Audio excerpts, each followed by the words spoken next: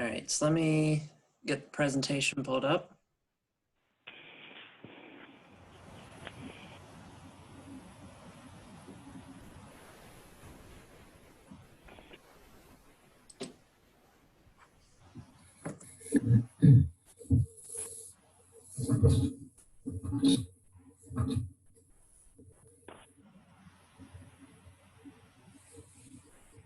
Okay, so we have quite a few folks here, so thank you all for taking the time out of your evening to attend this meeting. This will be the part 2 of the third working committee meeting.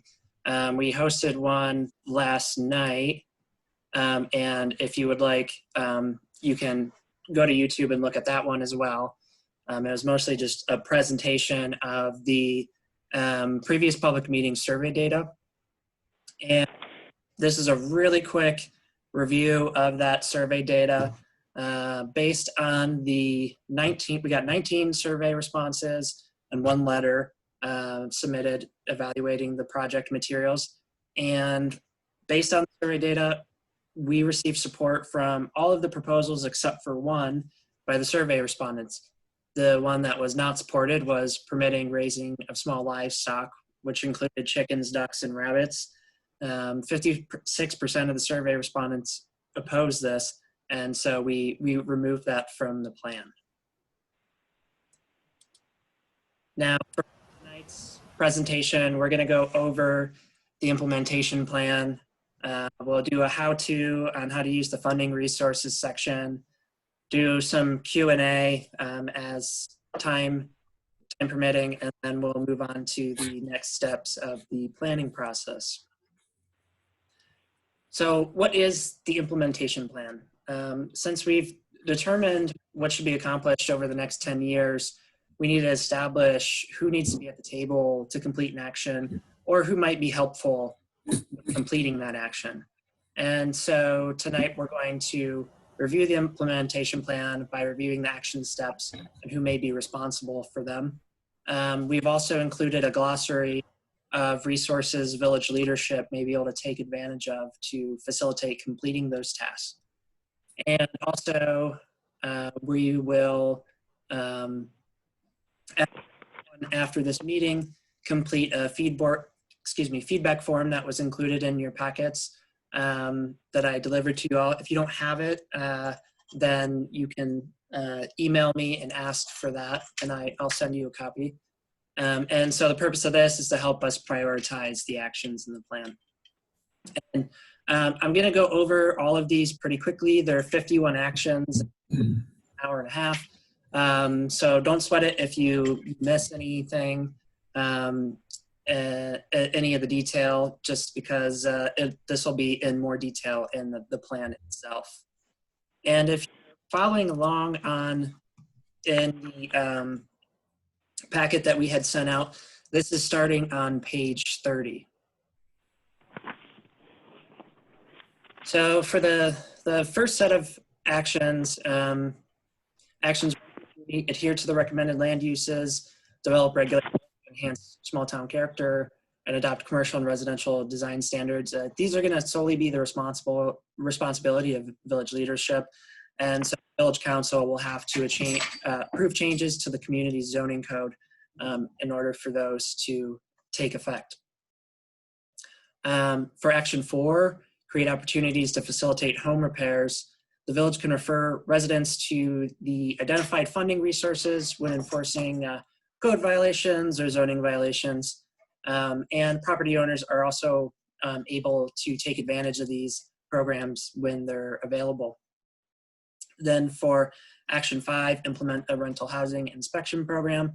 This would be the responsibility of the village to perform the inspections, provide reports to landlords, and perform enforcement. Obviously, implementation of this is going to be highly dependent on staff availability. So next we'll move to action 6, expand regulations of the existing property maintenance code. This is similar to the previous one, and that it would be up to the village for enforcement. And then private property owners would have to abide by the enhanced property maintenance rules. Action 7, establish community gardens on vacant properties.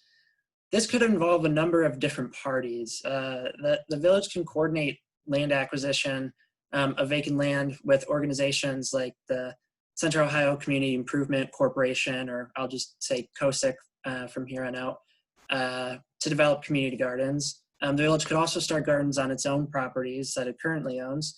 And it could also work with nonprofits or private landowners in the community to coordinate starting those gardens. Action 8, corrective action and acquisition of tax delinquent and foreclosed properties. The village can coordinate with some of these organizations like COSIC and the Urbancrest Redevelopment Corporation to acquire key parcels for large projects. An example would be creating new parks. And then the Franklin County Treasurer's Office comes into play with assisting with identifying parcels of vacant land whose owners or owner, singular, are delinquent on the taxes. Action 9 is to require the use of stormwater best practices so that the village can implement this through an ordinance or a zoning code revision, and the Franklin Soil and Water Conservation District can provide recommendations for best practices such as pervious surfacing, bioswales, and other infrastructure as they would recommend. For Action 10, the village can modify its zoning code to require pedestrian-oriented development. How this is actually implemented in the code, the Mid-Ohio Regional Planning Commission, or MORPC, can assist with developing that regulatory framework. And obviously, private property owners would be responsible when they bring project plans to the village for those project plans to conform to the code. And then when the county reviews residential building permits, we would use that framework to ensure compliance.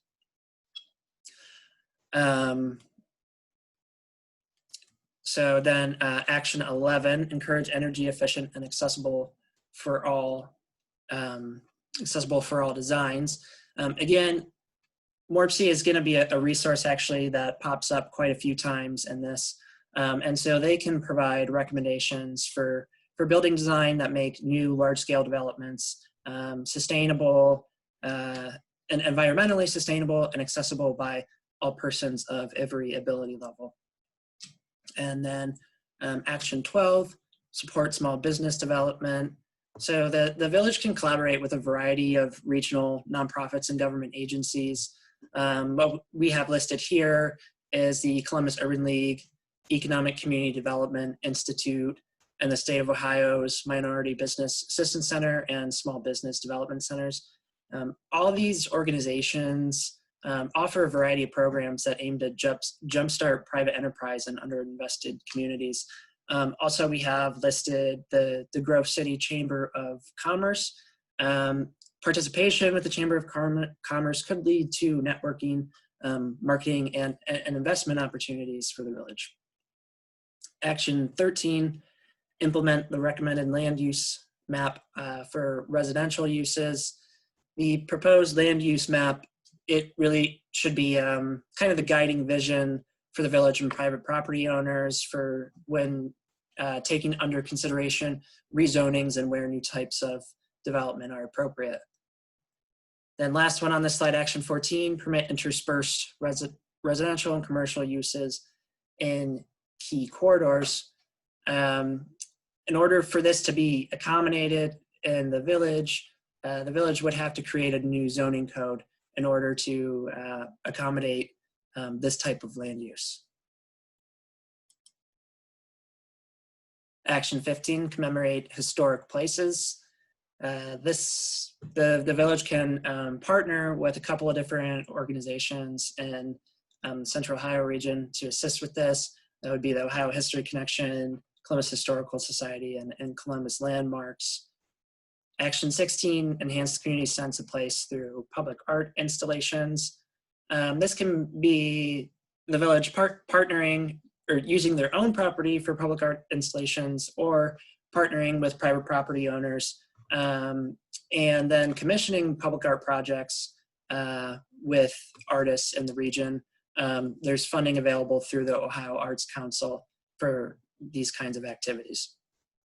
Action 17, install municipal infrastructure with consistent designs. The responsibility for this is predominantly going to lie with the village, with more interior infrastructure. But if there's any infrastructure installed on the Broadway corridor, it may be necessary to collaborate with Grove City and ODOT, the Ohio Department of Transportation. Jackson County is also listed here because in the plan there's just a piece where that notes that some municipalities will color their fire hydrants just to make sure it's part of a common municipal color scheme. And they would just probably need a heads up prior to doing anything like that because they provide the fire coverage. Action 18, install landscaping improvements in high visibility locations and corridors. This is just like the last one. If it's interior to Urbancrest, you know, it would be up to the village to install those landscaping improvements. But if it's on the Broadway corridor, ODOT and Grove City may need to be engaged to coordinate those efforts. Action 19, initiate a vacant lot improvement program. So to do this, the village would need to develop the parameters for its implementation. Then it should coordinate with private property owners, other property owners like COSIC and URC to identify lots in need of improvement. And then SWACO, the Solid Waste Authority of Central Ohio, they should be the point agency if there are any lots that have any significant dumping of solid waste. They can enforce corrective action. Action 20, permit gardening on vacant village-owned properties. The agency local we already kind of talked about the different agencies that may need to be at the table to acquire the land for this, but to actually set up those gardens, the agency local matters can provide guidance on how to start up these programs. Action 22, sorry, it skips one, so I need to fix the numbering right there. But that's this one's for allowing farm stands as an accessory use. This is just something that would need to be included in the zoning code just to ensure that it is a by right, non-permitted activity. Action 23, establish a farmer's market. The Ohio Farmers Market Network can provide guidance on how the village could kickstart a farmer's market. They'd be a great resource for that. Hey, Michael, I'm sorry to interrupt you, sure. But it really shows my lack of understanding the difference between a farm stand and a farmer's market. So a farm stand would be just like a roadside stand that you would see like in a more rural area. So if you are growing your own produce, you can have a stand just right outside of your home. And, you know, put up a sign and say, you know, for sale, cucumbers, tomatoes, whatever. Okay, thanks. Appreciate it. All right. Action 24. This is allowing food trucks in commercial areas. There are two organizations that can help provide some guidance on how to reduce barriers to establishing food truck businesses in the village's zoning code. That would be the organization Food Fort, who is Food Fort, and then the Central Ohio Food Truck Association. Action 25, develop a community kitchen and food hub. This was an idea where there could be, you know, like startup food industry businesses in a building, or community cooking classes, things like that. But it would need to be in a pretty large space. And Union Baptist Church has an old school building where it could potentially be located. I mean, we're not, the feasibility of that hasn't been looked into, but that's a potential location. And so they would need to be a participant in the program, or at least lease the building. And then Economic Community Development Institute has developed community kitchens in the past, so they'd be a great resource to draw upon. And then Local Matters and the Columbus and Franklin County local food team would be beneficial to be part of this process, just for their expertise in food systems and coordinating local resources. Action 26, enable construction of more housing types, particularly senior housing. So like I said, MORPC is going to pop up quite a few times, and you'll see their logo here is for each action. They would be a really great resource for identifying where barriers exist in the current zoning code to develop these housing types. We also have here the Building Industry Association of Central Ohio. They could also be contacted to provide a similar collaborative effort. Action 27, provide information regarding emergency home repairs and accessibility modifications. This is kind of one of those things where being a small community is beneficial. You get to know everyone in the community, or know at least who people are. And if there are folks that who the village leadership knows that they need some emergency home repairs or accessibility modifications, they can refer folks to these programs that currently exist for them to take advantage of. Also, MORPC is listed here just because they do run an emergency home repair program. Action 28, similar story. MORPC also administers the Home Weatherization Assistance Program, so that's why they're listed under this one. And Action 29, supporting the use of renewable energy sources. One thing an example of something the village could do on their own is you could waive permitting fees to try to make the process a little bit less expensive for residential solar arrays, for example. And MORPC can also help identify other barriers in the zoning code. Action 30. So to expand the development of owner-occupied homes, the village can coordinate strategic land acquisition with COSIC, the Franklin County Land Bank, from private property owners to assemble enough parcels for a developable lot, or for even a much larger scale project where we're talking multiple housing units. There's also a local housing developer in the region, Homeport. They run programs of developing affordable owner-occupied homes. And so they could also be brought into the process to help develop those homes in the community. Action 31, enhance village marketing strategies to attract new residents. This is something that it's probably mostly up to the village to take those steps. And I think some things that would be quick fixes would making fee schedules, the zoning code, zoning map, and other development related documents just readily accessible, just so, if someone's just taking those very initial steps at developing a project in the community, all that information is just right there for their viewing. The village could also do advertising with the Building Industry Association of Central Ohio. They do have a reach with developers in the region. Next, Action 31, again, a little bit of issues with the numbering, and I'll have to fix that. It's a duplicate, but reduce lot size and frontage minimums. This would effectively require fewer parcels for development, to assemble parcels for a developable lot, and this would be addressed through the village's zoning code. Same thing with Action 32, as a matter of fact, permit accessory dwelling units. That would just have to be permitted in the zoning code as well.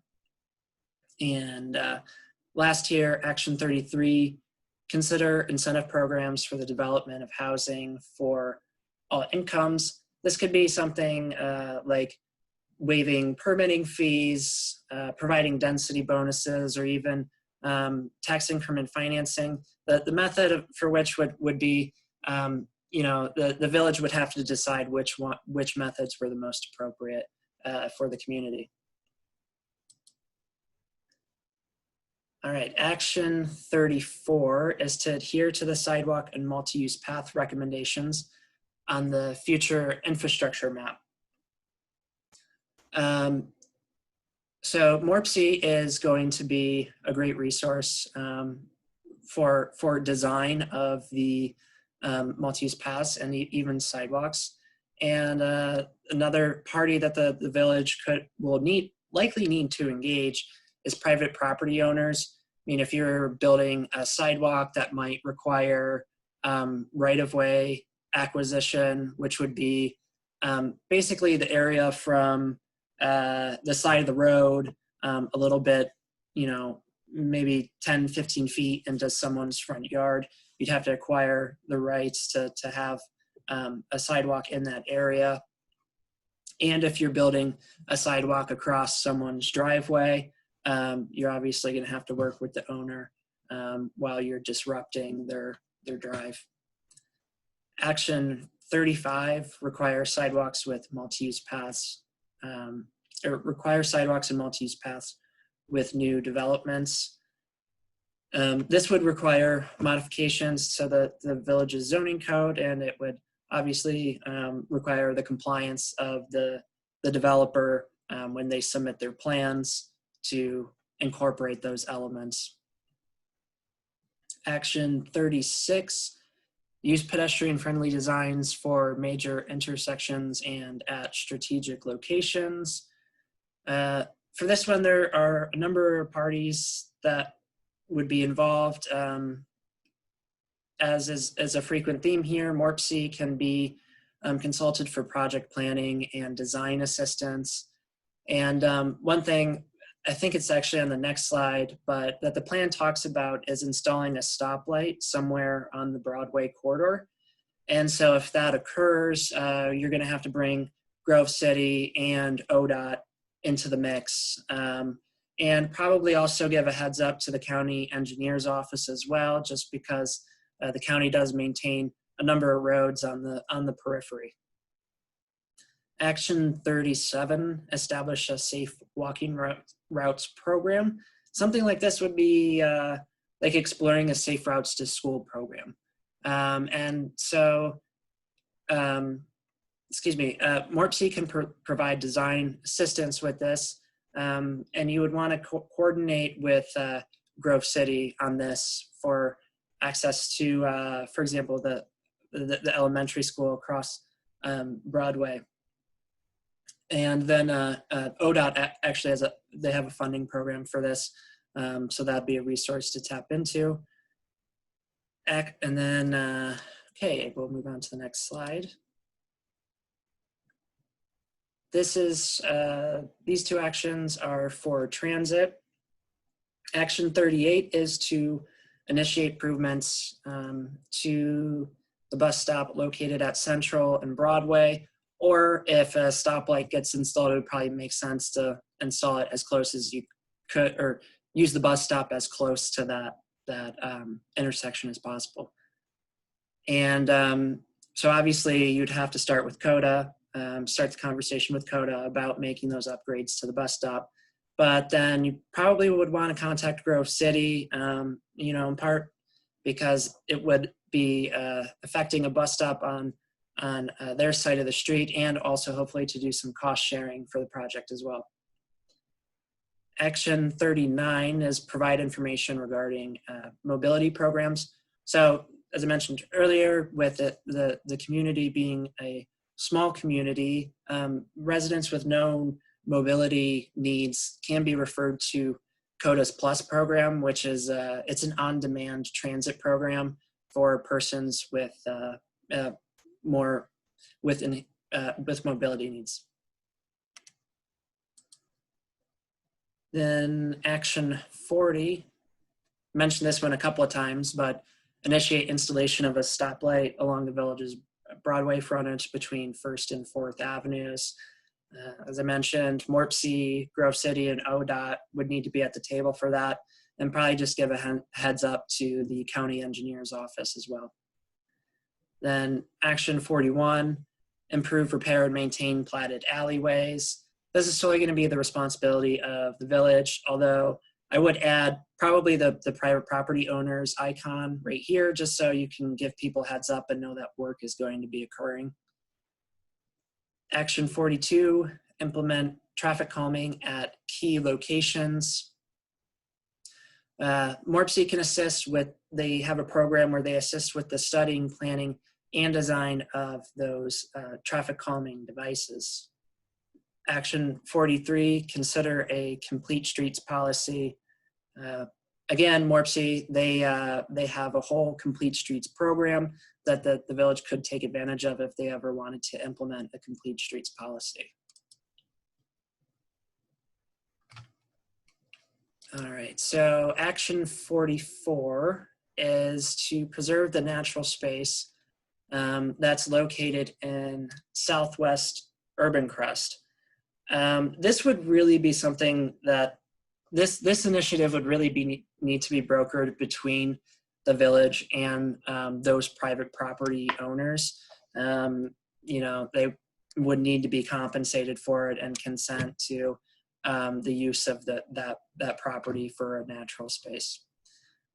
Action 45, establish park space on the vacant parcels along Augusta Street and the railroad tracks. Again, same story. Those property owners would need to be compensated, and probably for the transfer of that property into the village's ownership to use as parks.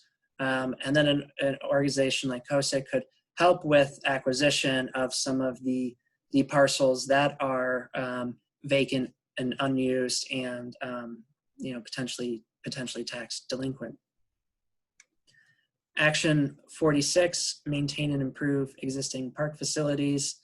Mayor's Park is going to be the sole responsibility of the village, but it would be beneficial just for efficient use of resources, that when making any improvements or doing maintenance, to coordinate some of that with the YMCA and the area where there's the recreation fields next to the municipal hall. Action 47, adhere to the future transportation maps multi-use path recommendation. So this multi-use path will require participation from private property owners, more than likely for the right-of-way acquisition. So the village will need the rights from those owners to build the path alongside Lewis Center Way. And Grove City will also need to be at the table for this because on the map itself, the path extends all the way to Southwest Boulevard, but that's Grove City's jurisdiction, so they need to be at the table to facilitate the entirety of the length of the path. Then, oh yeah, and then again, Morpsey can be of assistance with the design for that. Action 48, adhere to the future transportation maps bicycle facility recommendations. Again, as I said, be a frequent reference, but Morpsey can provide design guidance for like shared sign roadways, or even if we don't have any on-street bike lanes recommended in this plan, but they, you know, if the village were to ever do that, Morpsey would be a great resource. And then you'd want to coordinate these bicycle facilities with Grove City as well, because they have their own facilities that are planned, and it would be beneficial to ensure that the village is connected to their planned infrastructure. Action 49, install bike racks at public locations. So in places where it's appropriate for the public to be, you know, coming to the village's property, like a park or something, just install a bike rack at that location. And Then action 50 is to require bike racks with new or substantially modified developments. This would be something that would need to be changed in the village's zoning code, and when you would need compliance from developers when bringing a plan for review. And then the last one here is allow bicycle through access at the intersection of Lewis Center Way and 3rd Avenue. This would probably be addressed during the design process anyway, because Grove City would have to be at the table. But any sort of connection of that bicycle, that multi-use path to 2nd Avenue, if it's affecting Grove City's jurisdiction at all, they would need to be at the table there. All right, so now we'll review how to use the funding resources section. We're not going to review each individual funding resource here. I mean, I'm not an expert on all these funding resources, so they're there for you to review and see what kinds of programs are out there. But I do want to do a run through on how to use this section. So for this, we're going to use action 16 as an example. So that's to enhance the community's sense of place through public art installations. And then, so to know how the village can find funding to support public art in the community, you go over to the funding resources column and you'll take a look at the different icons there. So for this example, we'll keep it easy and we'll use AARP. So you find their logo, and if you don't know what the logo is, then you can go to the key. AARP's is pretty obvious, but so you find the logo in the key, and then you go to the glossary section, and you find the logo and the organization's name, and you take a look at the applicable actions section, and you can see for that program every single action that is applicable in the implementation plan, or for that program. And then you find if your number is listed, then it's covered under this program. And so with that, I'll open the floor for questions. I know this was kind of a lot of information thrown at you all at one time. Again, you'll be able to see all this in the draft community plan, and it's also going to be in more detail in the draft community plan as well.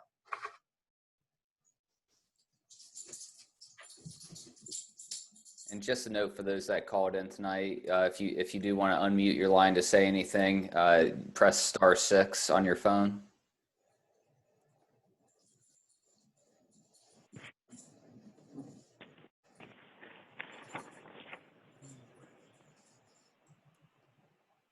Mr. Combs, did you have any questions or comments? I just saw you unmuted your phone. Yeah, well, just get prepared. I'm just going over, we're looking over the couple of actions, and I'm trying to find them again to make a comment on them.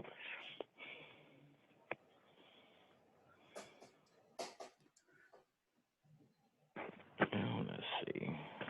While Mr. Combs is looking for those actions to ask his questions of those, does anybody have any questions about the purpose of this implementation plan and including it within the community plan as far as identifying the entities that may be able to help or be responsible for completing an action, and also then the identification of possible funding sources? Does that all pretty much make sense to everybody?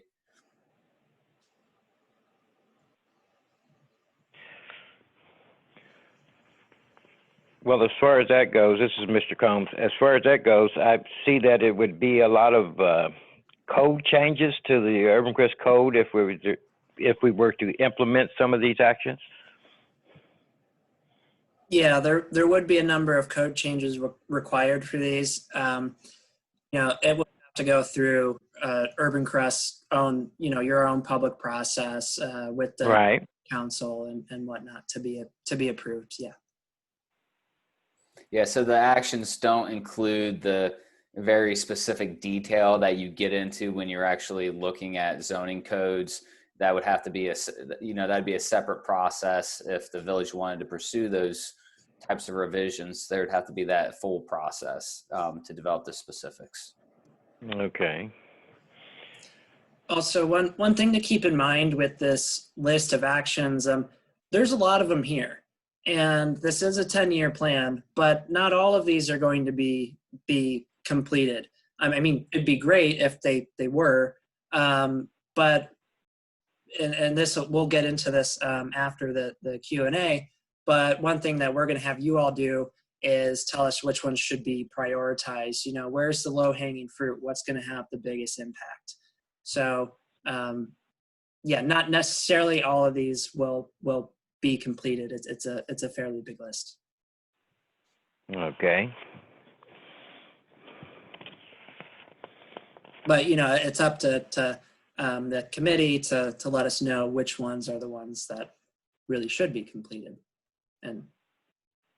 But anyway, does anybody have any questions?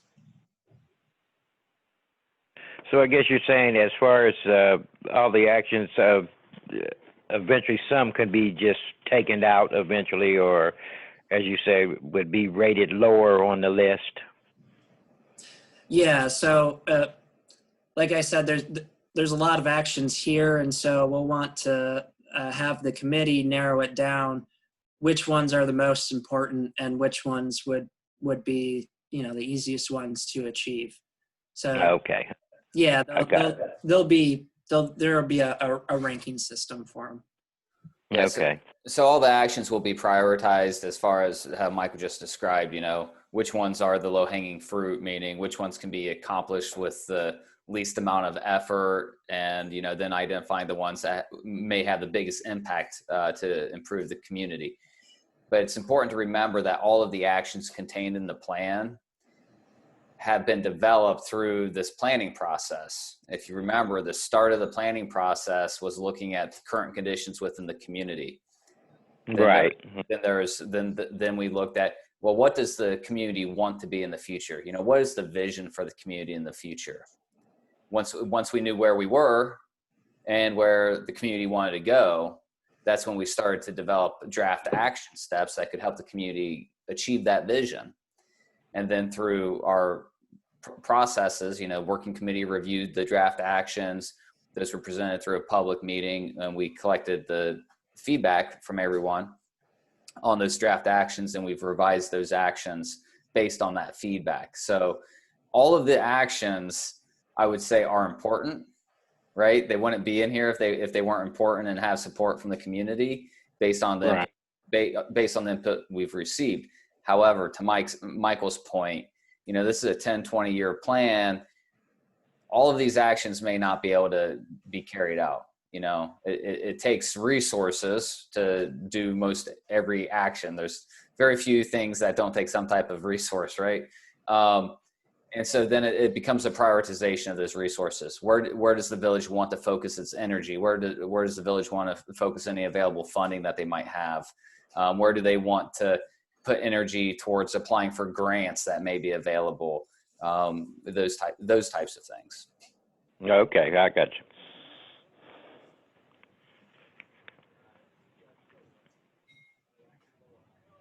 And one thing to note, it's not in the implementation feedback form that you all have with you, and that Michael's going to go through here in a little bit, I believe. But as you look through the implementation framework and the identification of responsible parties and possible funding sources, if you know other groups or agencies or whatever that you think might be helpful in carrying out an action, please note those on your feedback form when you send them back into Michael, along with funding sources. If you know of other funding sources, mark those down so that we can look into those and add them to the plan if applicable.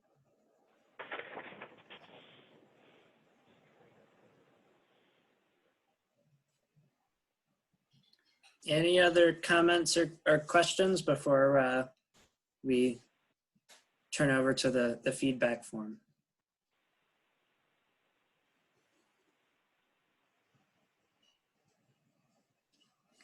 All right. So we'll move to the feedback form. And this is just one slide. I don't have too much to say about it, but it is, as Matt and I were talking about, it is probably it's probably the most important piece of the implementation plan, just given the reality of limited time, staff availability, and resources. So what we're really looking for is for the community to tell us what actions need to be completed first, which are going to have the largest impact. And so your answers are going to set the priorities that are in the plan. It's really important that we those feedback forms back. So on this and on the first bullet point that Michael has on the slide and it's in the feedback form, it's the first section of the feedback form of what should be accomplished first. Question, I think, to have in your mind when you're thinking about those, what we're trying to get at there is, what is the low-hanging fruit? What are the actions that you think can be accomplished the easiest? Okay, and then the second section, you're ranking the same. They're the same actions. You're ranking them differently, though. You're ranking them in the second section by which actions do you think will have the most potential to positively impact the community if implemented.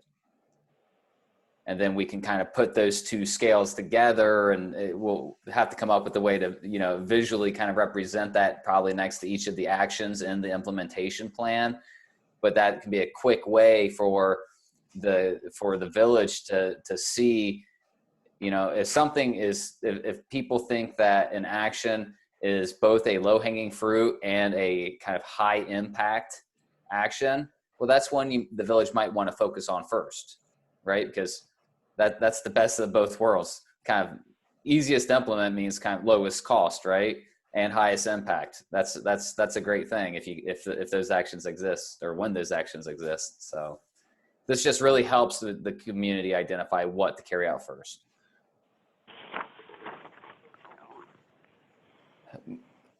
Any questions or clarifications about the purpose of the feedback form, or what kind of information we're trying to get from it?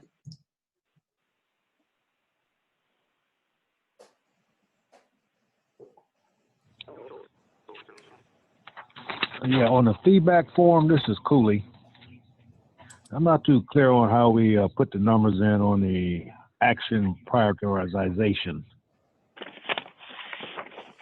So, like Matt said, there are two sections. There's one for, what's going to be the biggest impact, and the prioritization would be the ones of, okay, these are the easy ones, so we'll prioritize, ease of accomplishment first, and then, the more difficult to accomplish ones will be, so let's say if there's 4 different actions there, the easiest one will be number 1, and then number 4 would be the hardest to accomplish. Mr. Cooley, if you're looking at the feedback form, and so in this section for action prioritization, that first numbered page there is page 2, goal A. The goal there is to maintain small town character. And there are 3 actions under that goal that are included in the plan, or in the draft plan, to help accomplish that goal. And so what we're asking you to do is look at those 3 actions and ask yourself, ranking those 1 to 3, with 1 being the easiest, which one's the easiest? Which one then is, the next easiest, so on and so forth. So on that particular one, there's adhere to recommended land uses, develop regulations to enhance small town character, and adopt commercial and residential design standards. Now, so if I were looking at that particular one, I'm not trying to sway anybody's, rankings here, but if I were to look at that particular one, I would say, okay, adhere to the recommended land uses. That's a recommendation for the village to just use the future land use map that is included in the draft plan as a guide for decision making. So if somebody wants to come in and rezone a piece of property, look at that land use map and adhere to it. Doesn't take it's not a proactive thing for the village, right? They'd be reactive to somebody coming to them with a proposal. So adhering to the recommended land uses map, in my mind, is the easiest thing to accomplish. And that's an ongoing action. That's an action that never comes to an end, right? Because you always want to make sure that changes in land uses within the community are in accordance with or help advance the future land use map recommendations. Now, develop regulations to enhance small town character and adopt commercial and residential design standards. Both of those are in the realm of having to create something, having to create a regulation that takes time and possibly money, right, to accomplish. So those will likely be harder than adhering to the future land use recommendations. Does that help, Mr. Cooley?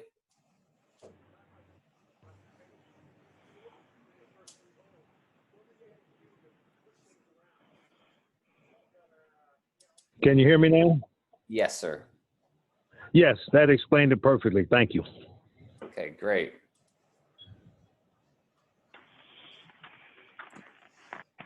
Does anyone else have any questions about the feedback form?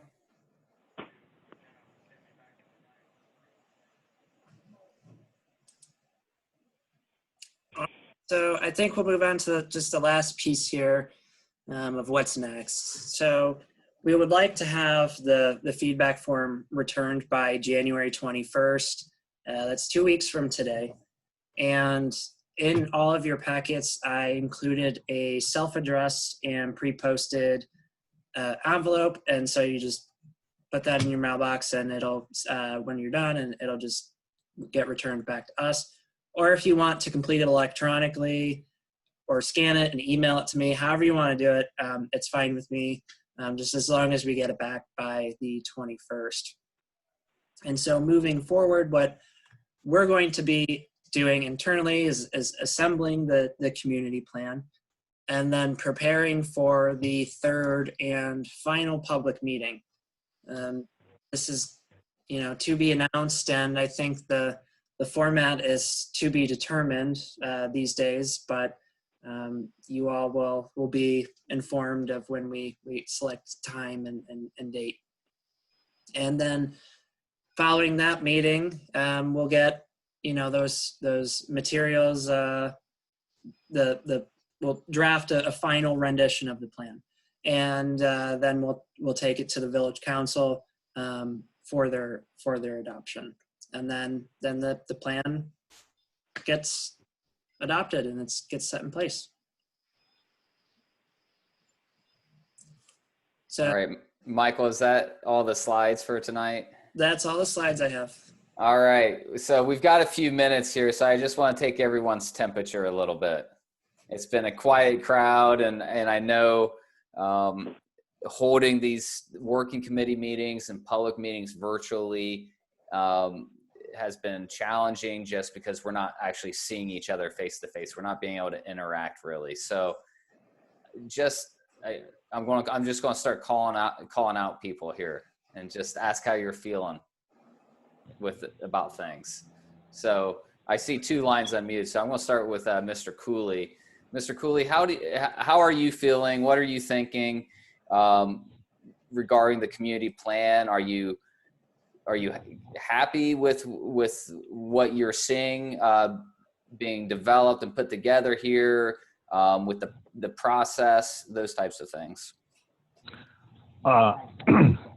Yes, I'm happy with what I'm seeing. Been a long resident of Urbancrest, and we haven't seen anything like this. And going forward, I think this is a good jumping off place. We've got forms that we can fill out on a priority list. We can talk to the residents, and we have some input into what we would like to see the future of the village. So I'm happy I'm on a committee, and I think you guys are doing a good job. Okay, thank you, Mr. Cooley. And I'm not sure. I think I might have just seen somebody jump off the call. I hope I didn't scare them off because I said I was going to just be calling people's names here. Mr. Combs, how about you? How are you feeling about things? Well, at first it was it's funny. The very first meeting, I thought it was a waste of time. I really did because of the word planning, you know. And to me, that was like, well, they're not going to get anything done. But as far as it came now, I'm very pleased, and some of the things I'm happy with, some of the things I'm not. But you know, I mean, everybody participated, and as of now, I'm all for it. It looks like it's going in the right direction. Okay, great. Thank you, Mr. Combs. Mr. Johnson, I see you preemptively unmuted yourself. How are you feeling? Oh, I feel fine, but I'm a slow learner. I shouldn't have done that, I suppose, probably. Unmuted. I have missed a couple meetings, as some of you know, and so I'm not as caught up as I ought to be, and we'll spend some time catching up. It's a very, very thorough, in my opinion, program that has been put together, and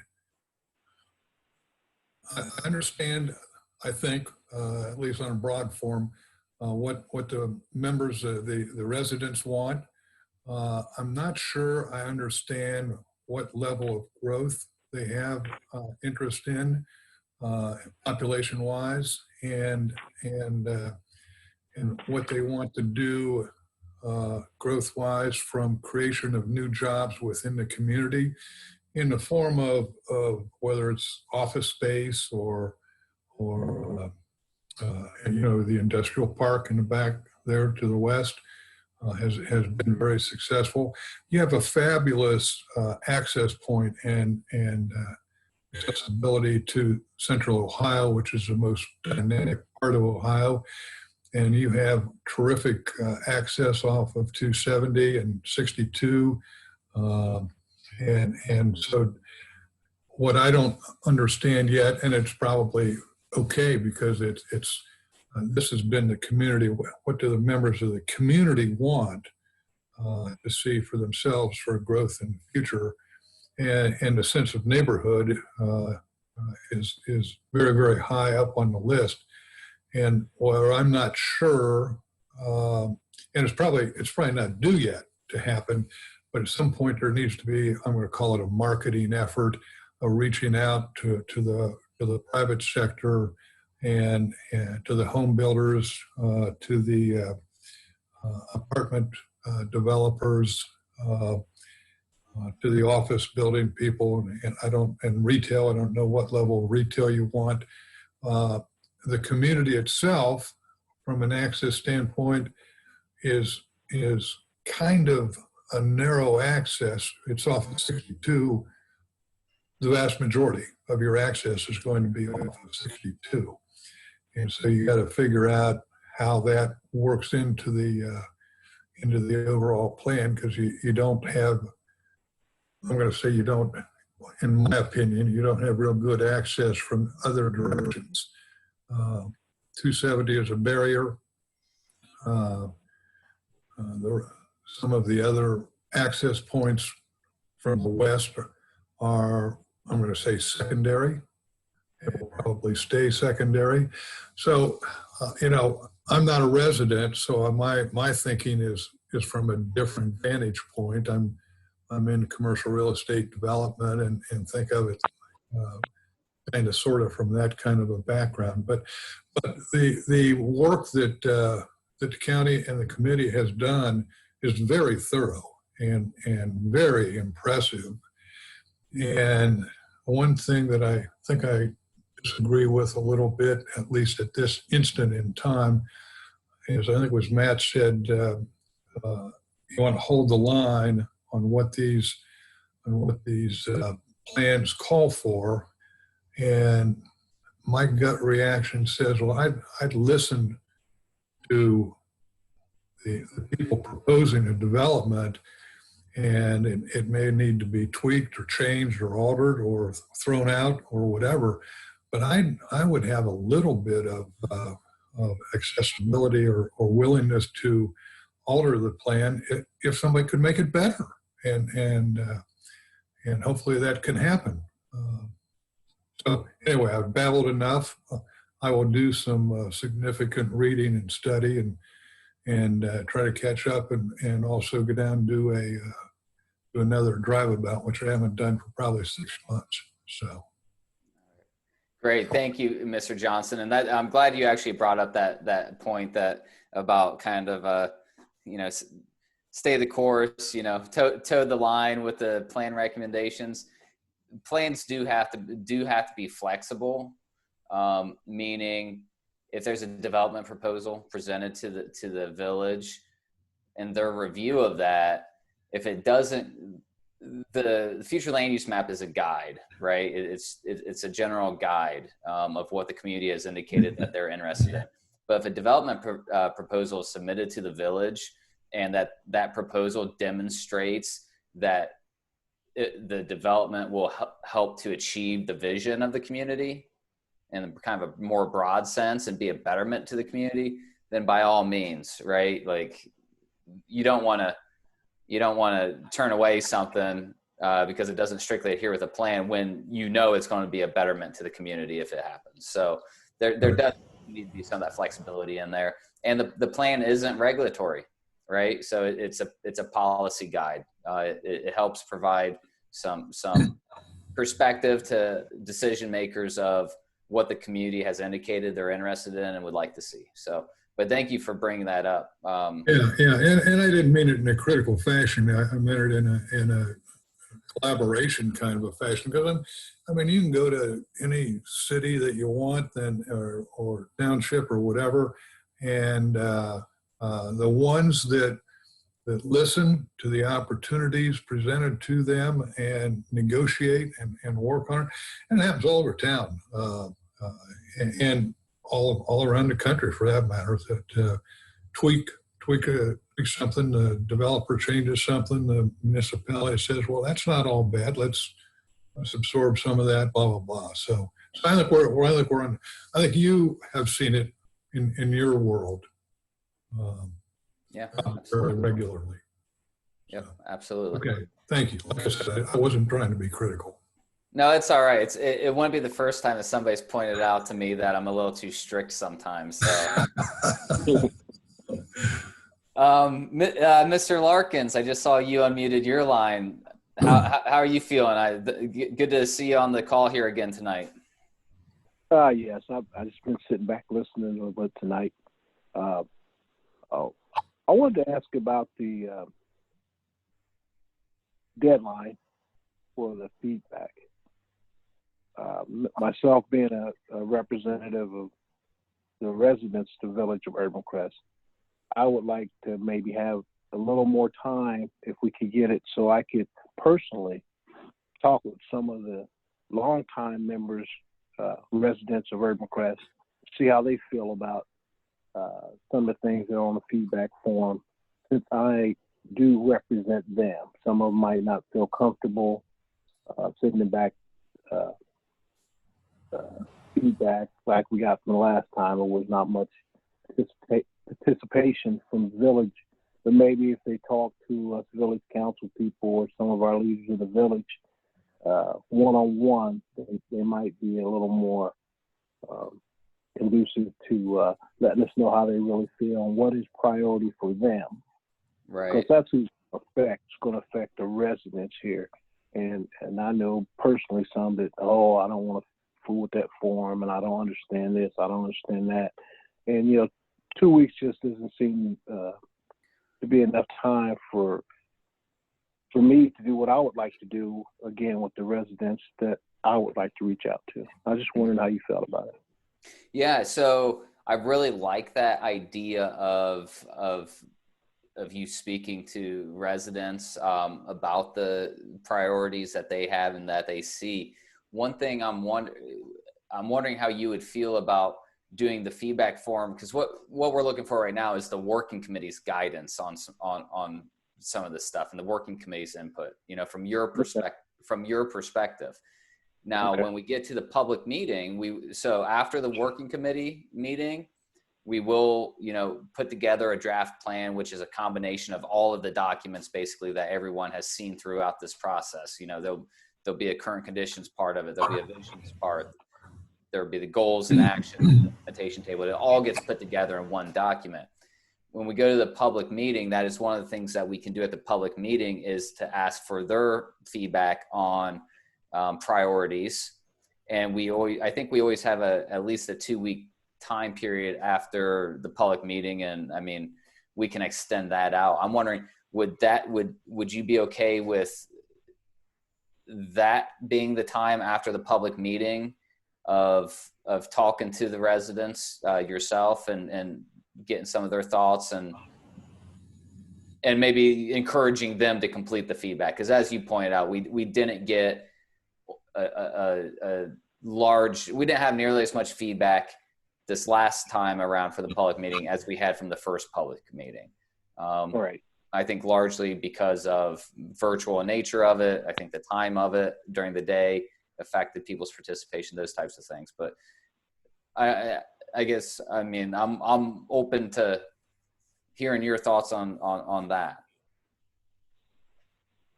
Sure. Like I said, I think that would be good for the committee to do it that way, and also good for the residents. Give them a chance to absorb what we've done and you guys have done a fantastic job with the planning so far. But not to try to make sound like we're less educated or anything here, but some people are intimidated by these surveys. That's what I've gotten from a few of my residents that I have talked to. It's just like, oh, this is too much. I don't understand it. Mm-hmm. And I don't want to go ahead with something because of what Stephen feels that maybe my fellow residents don't feel. So yeah, that'd be fine. Okay. And I mean, I think that I would love it if after the next public meeting, if all of the working committee members would just say, hey, I'm going to take the time. And I know we're supposed to still be, not getting together in large groups and social distancing and stuff. But if with the people that you're in your bubble, I think we all have our own kind of bubbles of people that we've been around throughout this pandemic. Talk to them and walk them through what you've heard from participating on the working committee. Right. You've all heard this presentation. You've gotten a better grasp of it than what they probably do at this moment in time. So if you can kind of be ambassadors out into the community, representing the working committee and the project team and this project, that would be fantastic. And see, you hit the nail on the head with the pandemic and everything. We're not able to meet in groups, so it's basically making phone calls or stopping by, seeing them individually. That's going to take a little time. Yeah. Well, definitely got to be careful with that stopping by and seeing them in person for sure. If they're outside your bubble. Exactly. Community plans are important, but not nearly as important as individual and public health. Exactly. So basically, we have to do it by phone. Text messaging. Like I say, that's going to take a little more time than if we could meet in a group. So I was just considered, I thought the 14 days, would have worked, in normal times. But now with the communication blocks that we have, it's going to take a little more time to get the word out.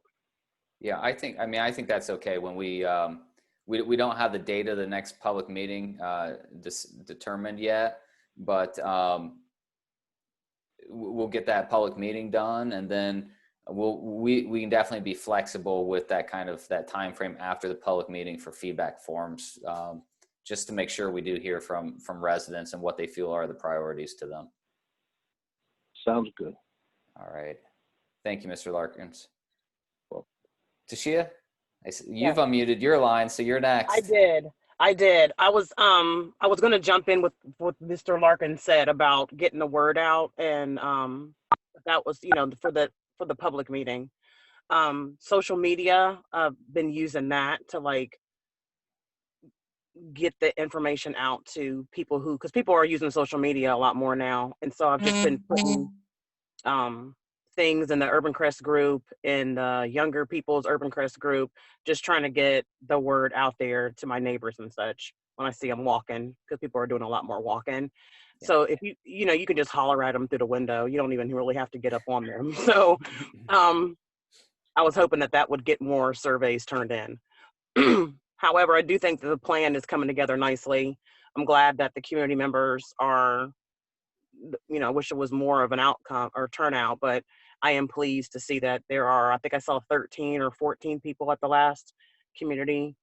And I thought that was pretty good for how long it was taken for folks to turn the surveys in. I think Mr. Johnson had said something about the in and out of the village.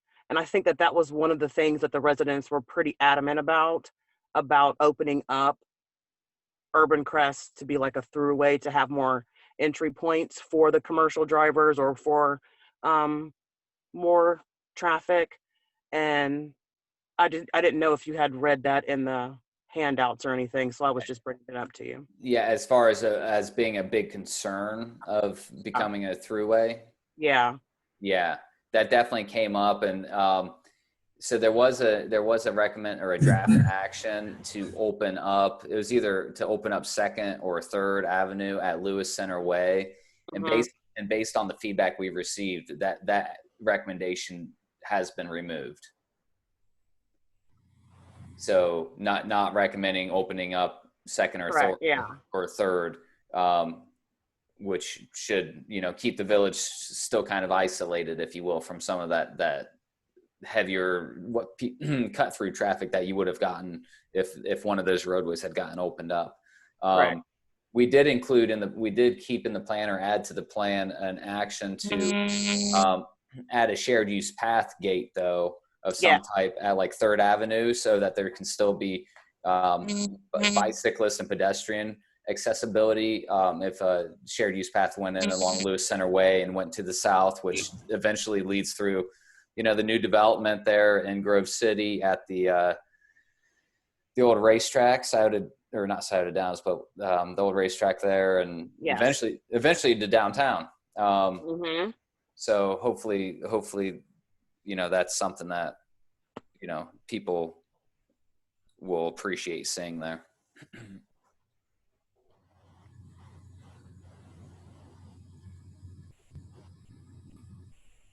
All right. Now people have gotten shy and they're not unmuting their lines for me to call them out. So Nikki, there you go, Nikki. How are you doing? I'm good. How's everyone? Good. I really think that the plan is coming along. I like the way that it's moving. I understand why everybody is opposed to the throwaway traffic, because we have a lot of kids in the community, and that will prevent them from playing freely as they do and walking around the community. And we've experienced already throughway traffic on Augusta going out First Avenue, and it's created some issues. So we definitely don't want the increased traffic coming through the community. But as far as the rest of the plan, I love the direction that it's going. Is creating a lot of ideas for me as a council person on, a lot of things that we could try to get implemented as well, on the legislative side. Okay, that's really great to hear, because as you heard from the implementation plan that Michael ran through, there's a lot of actions that, it's up to village council, right? It's going to be up to you guys to say, hey, this is what we're going to do or not do. So appreciate hearing you say that you're excited about those. Are you seeing anything that you think, I know you're not speaking for council, you're speaking for yourself, obviously, but do you see anything that really gives you any heartburn that's in the plan as far as recommendations that would need to be implemented by council? The biggest thing that stuck out for me off top was the board for the oh goodness, for the renters, to make sure that the rental the landlords are taking care of the properties and keeping things up to code, and making sure that the people who are coming to Urbancrest are living in the best circumstances possible and don't have to worry about, well, this landlord is not fixing their properties or doing what's necessary to keep the interest in people coming out and wanting to rent out here and live out here. Okay. So that's an action you liked seeing in there. Yes. Okay. That's one I like seeing in there. Okay, great. Anything that's would trouble your mind, keep you awake at night if you thought about, man, we've got, the plan calls for this to be implemented, and that's a village council decision. That's a big decision for us. And anything that concerns you in that way? No, I don't think there's anything in the plan that really concerns me as something that's not potentially obtainable, or something that's going to keep me awake at night thinking that we just can't get it done. Okay. Great. That's good to hear. Thank you, Nikki. You're welcome. Randy, how are you doing? I'm doing well. Good. How are you feeling about things? Yeah, some of my thoughts. First off, I think the process that you guys ran us through did a fairly good job of soliciting the residents' input in spite of the challenging situation that we were all placed under. Like Mr. Combs said, there's some of the things that I personally would have selected a different option on, but the majority of the residents, have different opinions, different goals, and I respect that. I've got to. I guess the last thing, as the code enforcement officer for the village, I noticed that, like you just mentioned, there's a lot of code changes that if we were to implement a lot of the items that would have to be modified. And I, as the code enforcement officer, will probably be doing a lot of those editing or actually, writing some of the code to pass to council. So yeah, sounds like I just inherited a lot of additional work. Well, don't take it all. I mean, don't take it all on yourself. If council says, hey, we want to pursue this, item here, use the resources. I mean, when this gets hopefully adopted and becomes, policy, reach out to those resources that Michael's identified, and things like zoning code revisions. We at Franklin County have adopted zoning regulations in certain areas based upon community planning that we've done in the unincorporated areas, and the same types of recommendations. So we have a little bit of experience, and at least something that you can look at, if nothing else, to say, hey, this is what Franklin County's done to try to achieve X, Y, and Z, and see what you think would work for the community and what wouldn't work. Just don't reinvent the wheel, I guess, is what I'm trying to say. Oh, believe me, we don't. We take a look at other villages have in the past, other villages, other municipalities. Yeah. And I know that plagiarism is a bad word, but I'm not against plagiarism in these cases. It makes things so much easier. Yeah, no, absolutely. Take what somebody else has done and you just make it better. And I mean, Grove City might be a good reference for that too. I know they've got some newer zoning code revisions to kind of create pedestrian-oriented, walkable-friendly types of development. So that might be a resource as well. So. Right. Yeah, we have used them in the past. Okay, cool. Donna. Yeah, I have a concern with just the fact, not the plan itself, but the fact that all these code changes need to be made. And just at the last council meeting, they had implemented a resolution to get our codified ordinances redone. At this point, I'm thinking that they've kind of jumped the gun since there's a couple council people on here. I thought maybe I put a bug in their ear. Maybe they've jumped the gun in getting that redone at this point if we're going to have to make all these changes. Seems like that might be a waste of money at this point. That's all Okay. I want to say for right now. Okay. Randy or Nikki or Steve, I'm unaware of the legislation Donna's referring to. Was there a zoning code amendment that recently passed, or was there like a contract entered into for a zoning code update?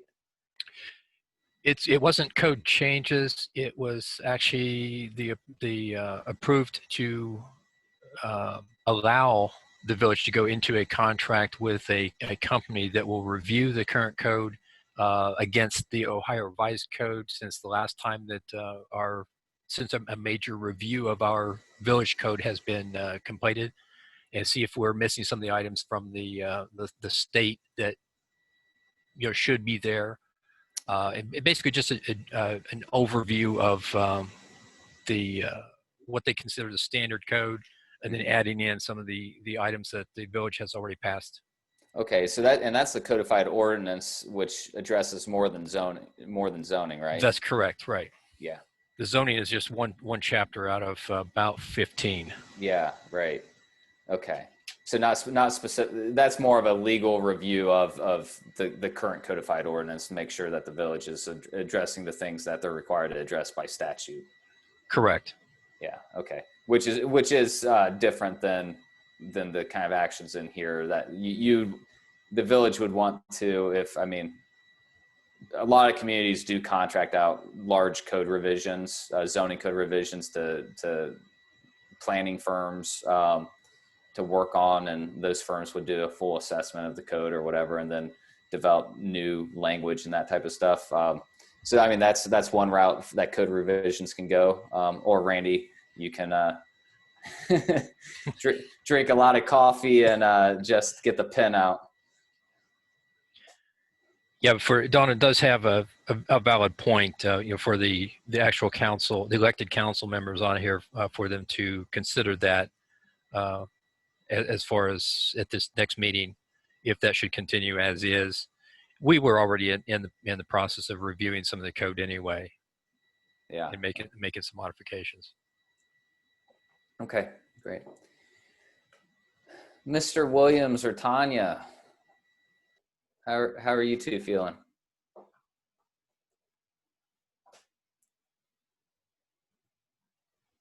Curtis, you missed that mute button again. Yeah, I got a habit of doing that. My apologies. I'm having technical issues on my side, so I may freeze up on you. But let me just say from the beginning that I'm a big fan of what you guys have done and what you're doing. And thank you for taking the time and being as diligent as you have been in terms of helping the community go through this process. I'm a big believer in a community taking a step back, looking at itself, what it was and where it really needs to go. And so this is what this process is allowing folks to do. And it's not an easy process, because in doing so, you're going to be critical of what you've done. And it's hard and you have to take a hard look at where you are and make decisions about where you want to go. It's not an easy process, but I think it's absolutely necessary, especially in today's environment, when you've got a lot of folks in the community who that's diverse in the sense that they want different things, and they're growing older. What they wanted 10 or 15 years ago is not what they want now or in the future. And the community really has to morph into being a place that offers people those opportunities to stay there. And so it has to take this hard look at itself. And we're really happy with, and again, what we try to do is stay out of the mix and telling folks what to do and how to do it. We offer our hand as a partner in this whole process. And so it's from our perspective, it's been a good process. And I think the community is going to have a lot of good days ahead as it takes this into the fold and decide where it really wants to go. I will say this, and I'm with Brad on this, that the community is in a great location, and it has the benefit of that location. It really should maximize that to the hill, and not only look at the housing, but also the job creation side. And there's a part of this to do that. But let me say also that it needs to be flexible. The plan that you put together needs to allow for some flexibility because, as you notice, you're not the same community you were 20 or 30 years ago. Things do change, and opportunities come to you that you really haven't thought about, and you have to weigh that against where you really want to go and the things that you put in place. And there's nothing wrong with doing that. So I guess I'm challenging the community to take in what you know and what you really want to be and all that kind of stuff, but to weigh that against the opportunities and see how beneficial those things are. Sometimes you say no, sometimes you say yes, sometimes you say maybe, let me think about that. And that flexibility, I think, is critical in the growing community. Oh, Curtis, we just lost your volume.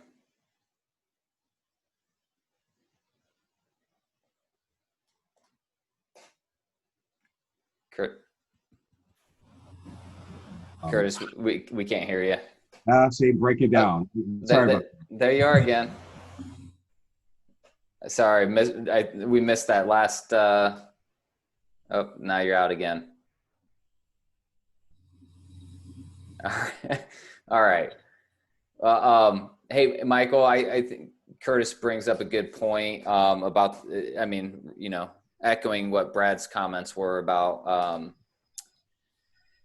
the flexibility. And I'm thinking maybe we need to have something kind of right up at the front of the community plan, talking about how community plans are, you know, they're kind of living documents. And as living documents, there will be things that come up that you didn't think about. Even as thorough as we try to be with our planning process, there are things that will come up that weren't thought about, considered, or whatever. And so we could come up with some language to put in there about that. And that way, I guess it's just right up front that, you know, the projects, proposals, they are reviewed on a case-by-case basis. And if a project is going to be beneficial for the community overall, even if it, you know, might not strictly adhere to the future land use map, but if it's helping to accomplish the vision and goals, then by all means.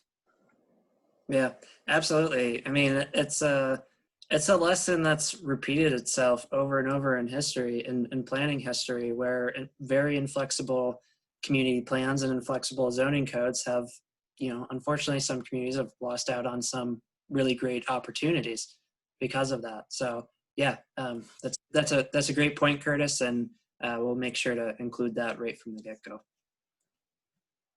Curtis, do you want to give it one more shot to have your closing, those last thoughts that you had?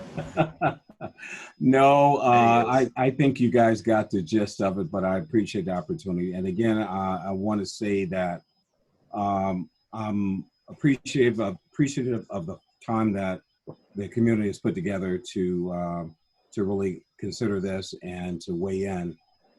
That's kudos to them for their effort and their commitment to getting something done. Yeah, absolutely. It definitely takes a commitment from the village to go through this process, as you noted. So appreciate that. And Tanya, last but not least.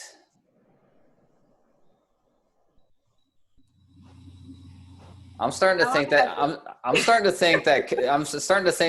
the employees of COSIC are struggling with the mute button here. All day today, Matt, all day today. No, I echo the sentiments of Curtis. This plan, thank you all for inviting me onto the committee and just listening in as a new oncomer and listening in. I've learned a great deal. I think this was put together quite well. It was laid out, just the attendees, and something that Steve had said earlier, just granting the additional time to really roll out the information to residents.